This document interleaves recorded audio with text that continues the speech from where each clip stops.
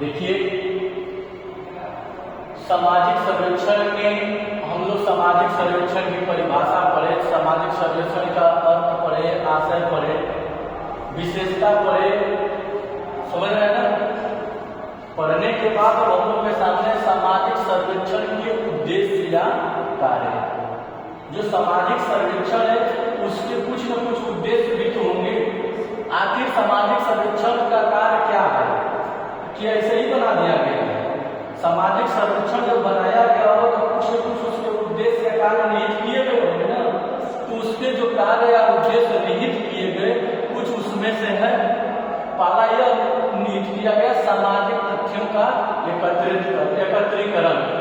देखिए, कहने का तात्पर्य कि जब आपस में कहीं एक समाज दूसरे समाज में विध्वंसता फैल जाती है, फैलने के बाद एक दूसरे में कट्टरता उत्पन्न हो जाती है, तो वहाँ काम क्या करता है? सामाजिक सर्वेक्षण। वह सर्वेक्षण कराया जाता है आखिर में किस बात को लेकर के यह दोनों समाज आपस में भड़का है।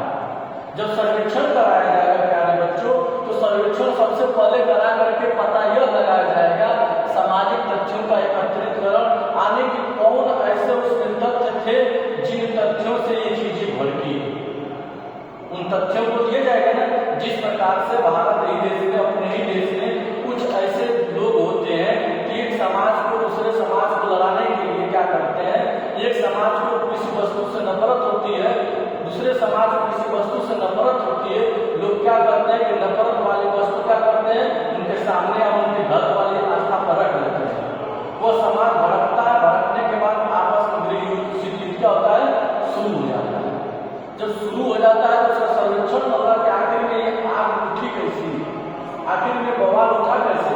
तो सबसे पहले उसमें क्या होगा, सामाजिक तथ्यों का एकत्रीकरण, यानी कि उसमें जो भी डाटा है उसमें क्या होगा, एकत्रीकरण किया जाएगा, मतलब इकट्ठा किया जाएगा।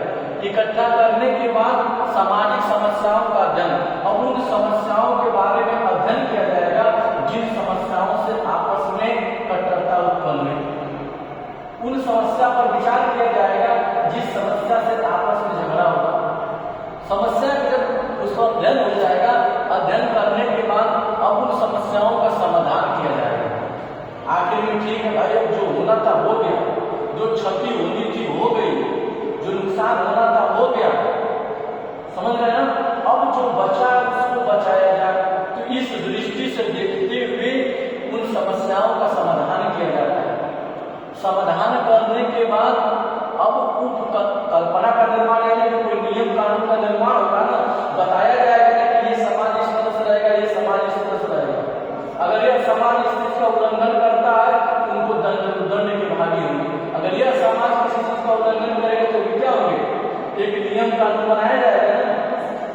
फिर है सामाजिक सिद्धांतों की सत्यापन, और जो भी सिद्धांत, जो भी नियम, जो भी कानून बनाए जाएंगे उनका सत्यापन होगा। ये कि कहीं ये जो नियम कानून बनाए गए हैं कहीं किसी समाज का अहित तो नहीं हो रहा है।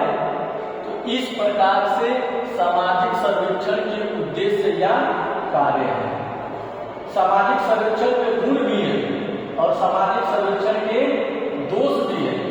गुण हम कह सकते हैं कि हमारे समाज में जो भी चीजें, जो भी समाज में जनसंख्या अधिक होती है, अगर एक समाज तैयार होता है तो उसमें संख्याओं की अधिकता होती है, तो उसको अध्ययन करना समय लगता है।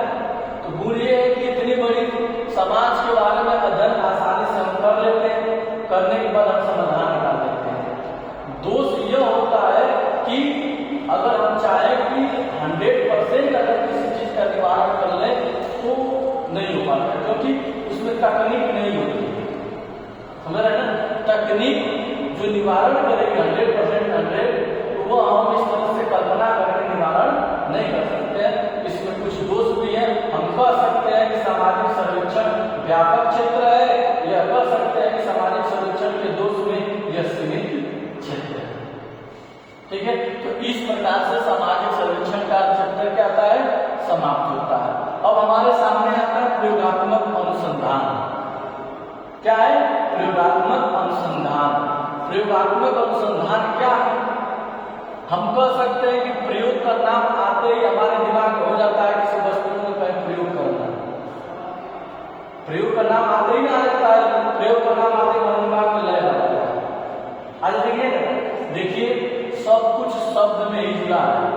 जो शब्द हमारे सामने आएगा वैसे हम क्रिया करने लगते हैं। जैसा हम कहेंगे कि रसगुल्ला, जो बोल रहे हैं वह शब्द ये शब्द ना है, तो हमारे मन में लड्डू फूटने लगेंगे।